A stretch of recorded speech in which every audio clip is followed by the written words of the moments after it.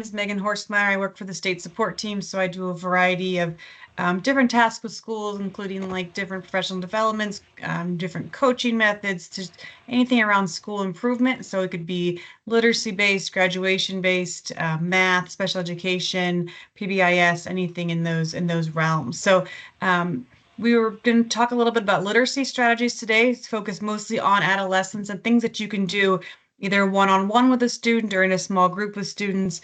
As you come up with students that might be struggling to read or struggling on the state test or any state test, any test really, just to kind of figure out what they are reading. A lot of times in adolescence, we figure out that students can like say the words that they're on the paper, but they don't necessarily comprehend what's being said or what the meaning behind the text is. So we decided to go ahead and focus on some literacy strategies for adolescents. We're going to do these once a month. I think the date is the second Tuesday of the month at this time. We are recording them so we can kind of put them out there throughout the year. So if you want to review them or you're able to make one, they will be recorded. I'm trying to make these things that you can use tomorrow, right? So things that are quick strategies that can help learners to really deepen their knowledge of what they're reading. So some of them might seem really simple. Some of them you probably have heard of before, but just to help people understand that some of these literacy strategies that are research-based, that are easy to embed into a classroom can help these students to connect with the content a little bit more. So just to give you more tools for your toolbox, all the resources, our deeper dives are in the Google folder. So today's whole thing comes from what we call an IES practice guide. That practice guide is a national service of research around education where people have like tested in hundreds of thousands of students in schools across the United States and sometimes international of strategies and ways of teaching that work for students of different populations. So these are all what I'm giving you today is like an overview of them and what it would look like in a classroom. If you want to learn more about them or more examples of them or some barriers around them, the last slide does have the link to the actual practice guide that you can look up. If there are things that you've heard of that you want to know more about, like you heard someone else do a PD on it, or you've heard this work before, you kind of remember it from before or something, and there are other topics around literacy that you'd like us to hit on, please let me know those. We can embed those in that Google folder. You'll see there's a calendar. That's a rough outline of where we want to go throughout the year. But if you have an idea or something that you know would work with your population, your setup, please let me know because we can change that around, right? That's just the big hitters that I think are most helpful when you're starting off, trying to embed, tier 2 or literacy strategies into students' repertoire of how they're going to learn and how they're going to comprehend the literacy that they're reading, the things that they're reading. So if you have other suggestions, we would love to hear those also. And then lastly, okay, I'll check that in just a second. Lastly, if you want to try some of these, but you might be nervous or you're not really sure what that would look like, and you want to, get together and problem solve this or co-teach this or co-plan this, let me know. I would love to, meet with you online or in person or however that works out, so that, we can kind of brainstorm what the struggles might be or what kind of like barriers would come up as we would go through this. If you're like, this just doesn't seem like it would work in my setup or the way that I teach or the platform that I'm on, or how would I embed this into what I'm already doing, we can do that together if that's helpful. Let me stop super quick. Figure out why you don't have, sorry, 2 screens.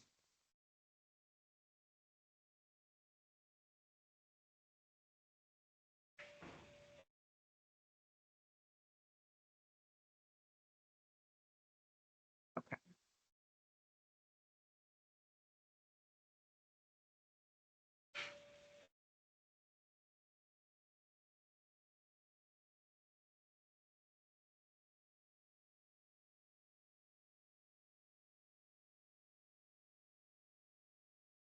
There we go. Sorry about that.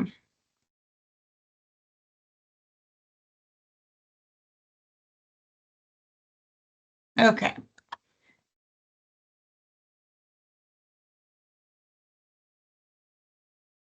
So today's strategy that we're going to talk about is called the GIST. So hopefully by the end of this, in the next 20 minutes, you'll be able to feel confident in leading your students through a GIST protocol. So a GIST protocol is just a GIST statement that can help students understand what they read and remember the most important information in that passage.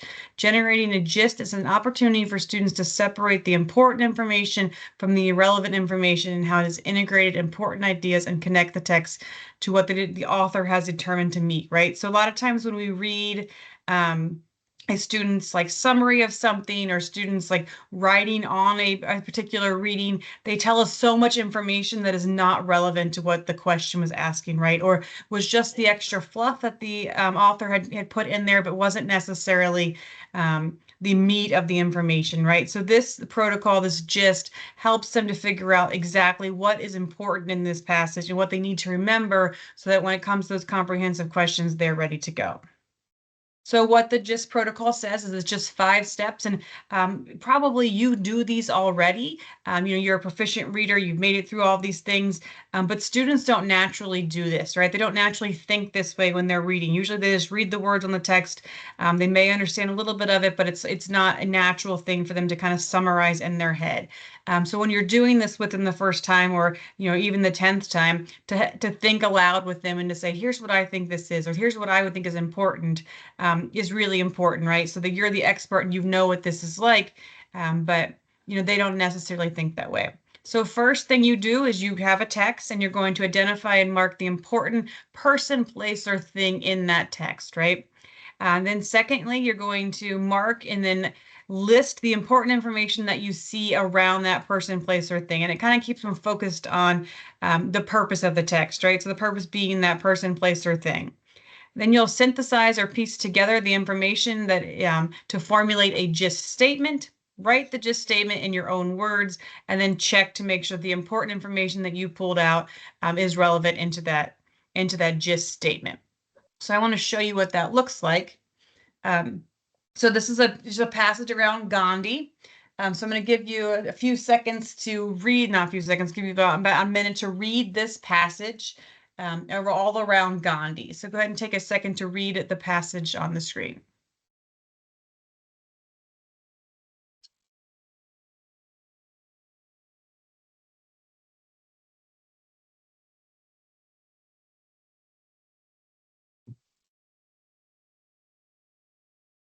Hello. This chair, so it's a little sweet.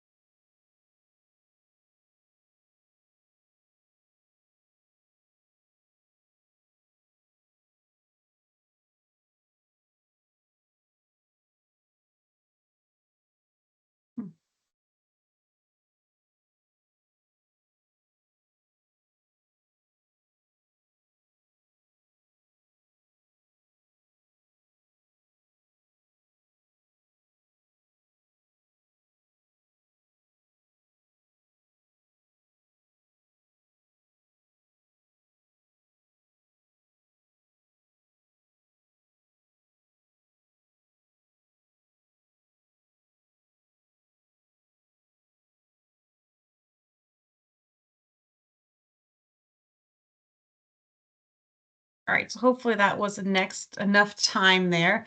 So who or what do we think this passage is about? You can unmute or stick it in the chat, whatever is easier for you. So what or who do we think this passage is about? Gandhi.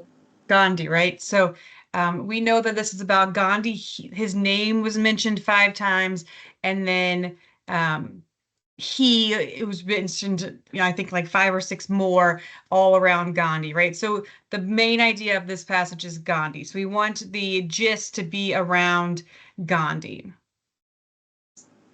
So we would then have them go through and highlight or underline or circle the who, right? The who, what, or what's the main idea of this story. Now, it doesn't really matter if they circle, if they underline, if they highlight, but I would say that whatever you do in your classroom or your time with them is that you keep that consistent, right? So find what works for them, because you want them to be able to transfer this into other types of their reading. So if they're reading on the state test or they're reading in science class, whatever you're having them do, you want them to be able to do that in all different settings. So get them used to something. So maybe it's one color highlighter or circling, underlining, whatever that looks like. But, so here I highlighted, the main person there being Gandhi. So then if we're looking at that passage, what are the most important things that we could come up with? So if you just want to unmute and tell me what on there do you think is important in Gandhi's legacy?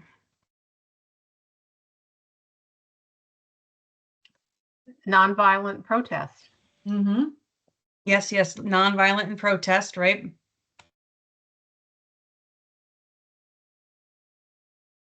Anything else you can think of that? Role model. Okay, yeah, I like that one. You want to make change through nonviolence? Yes. Okay. So here's he was upset, right? The first thing there was that he was upset that people in India were not being treated well by England.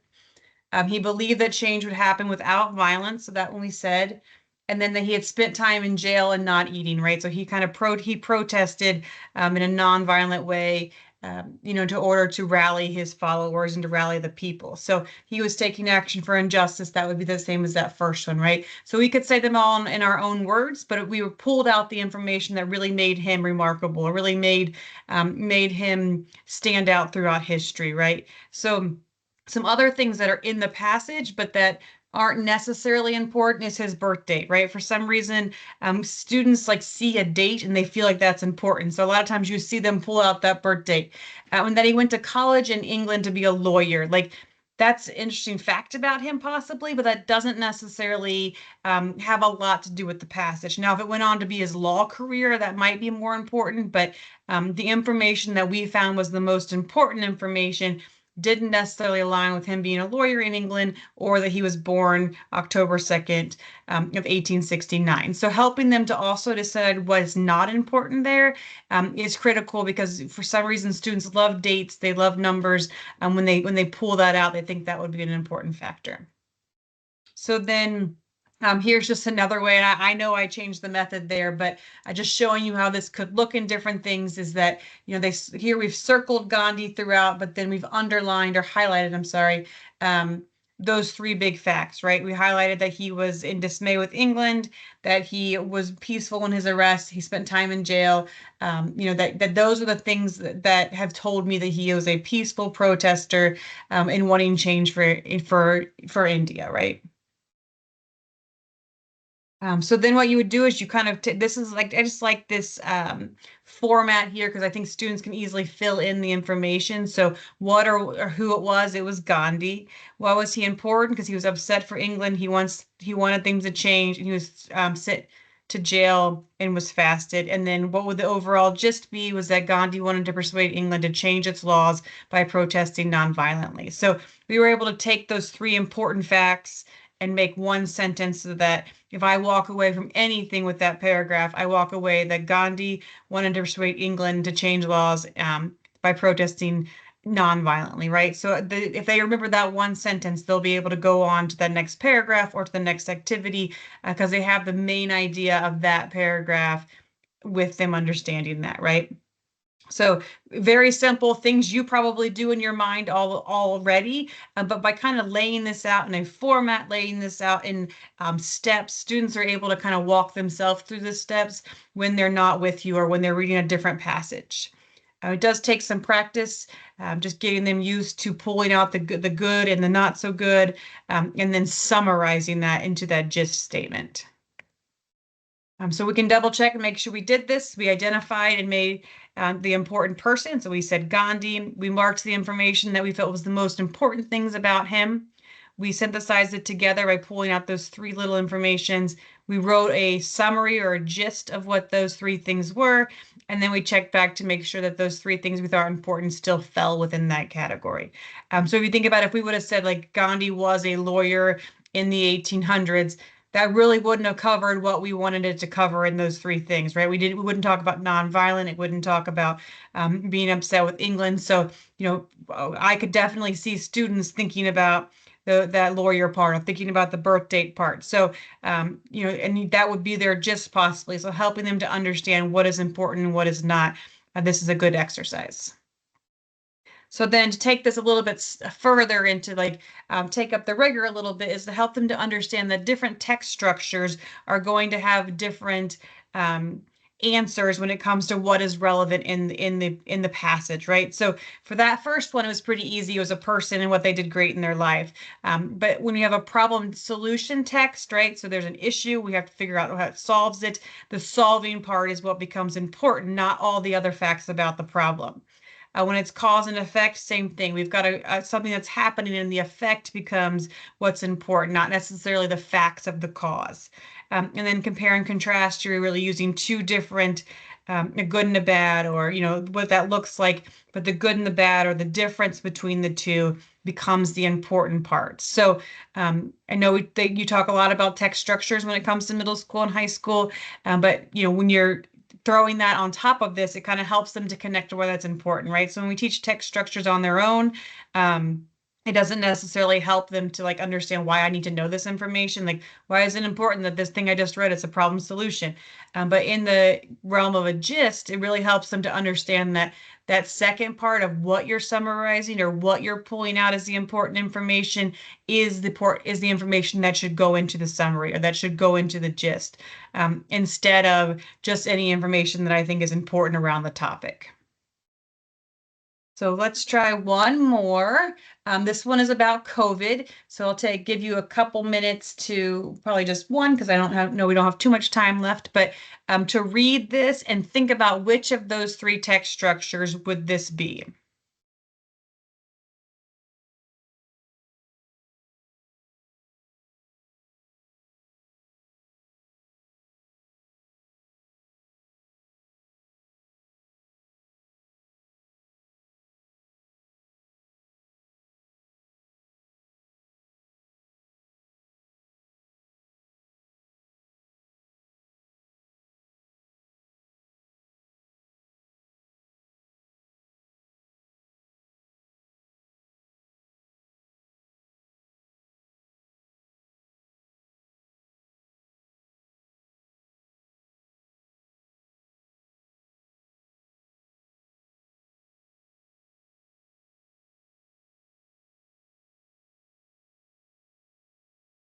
All right, as soon as you finish reading and you think you know which text structure this is, you can put it in the chat.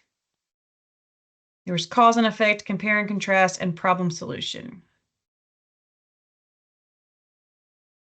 Compare and contrast, cause, effect, and problem solution.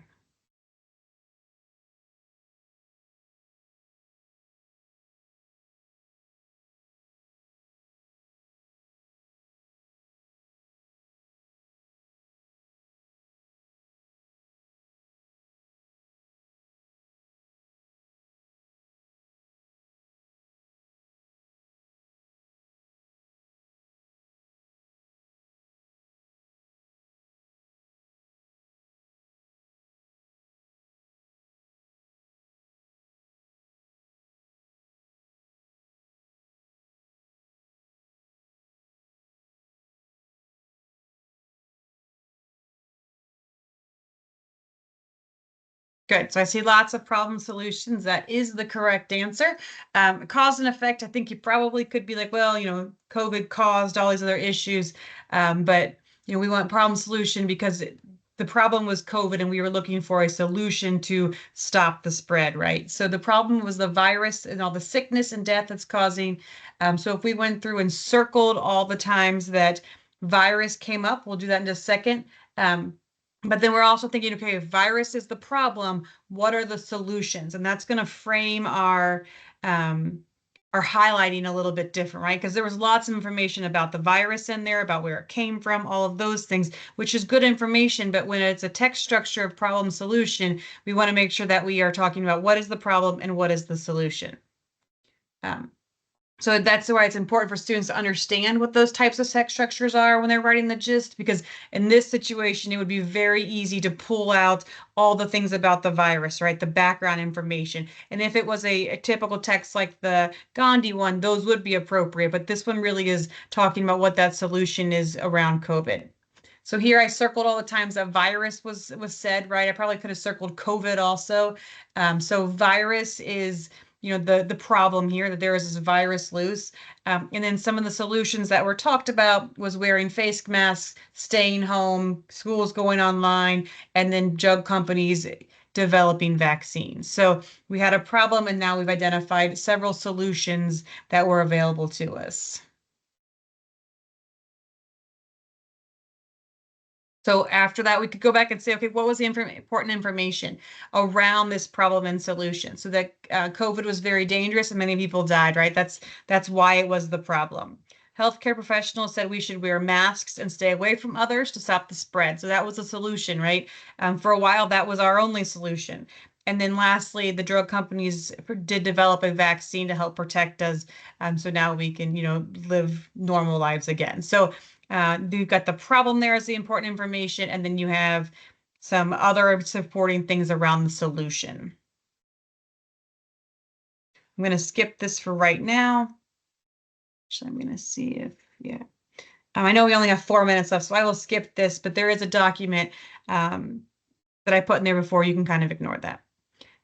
So a few things, so I guess, so the intention was to go into great breakout rooms and have you write a quick gist around this, just to know that what that would feel like for a student. So, if you had a chance to take this information and write it, you would maybe say something like, COVID-19 was a dangerous virus that after developing the vaccines, people were able to enter a normal life, or something in that nature, or was counteracted by the creation of vaccines and things like that. So, and wearing masks.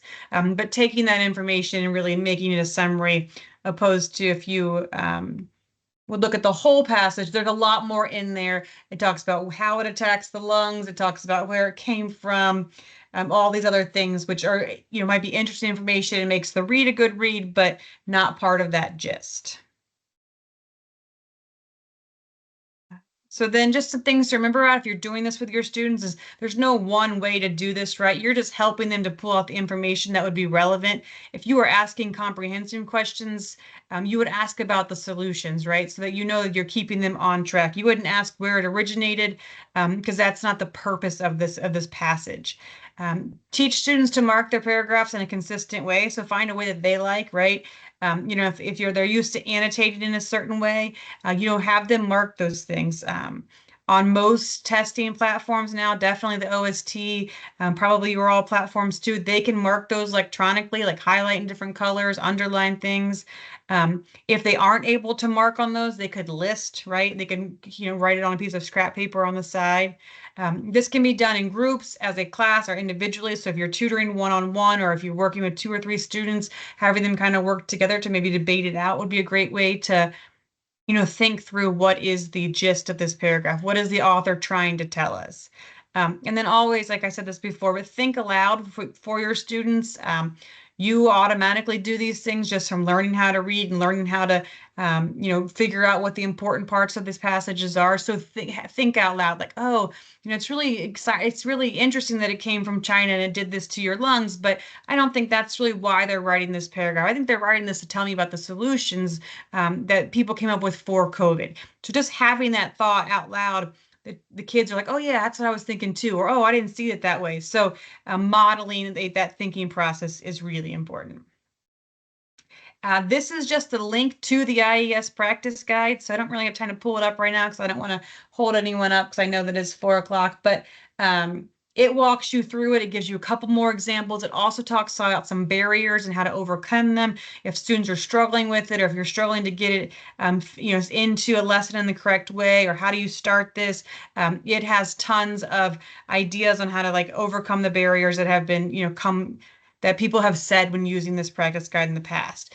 And it also has all these things, information that I just told you are on there. The same passages are on there. You'll see exactly where I got these screenshots and things like that. So I would take a look at it if you can.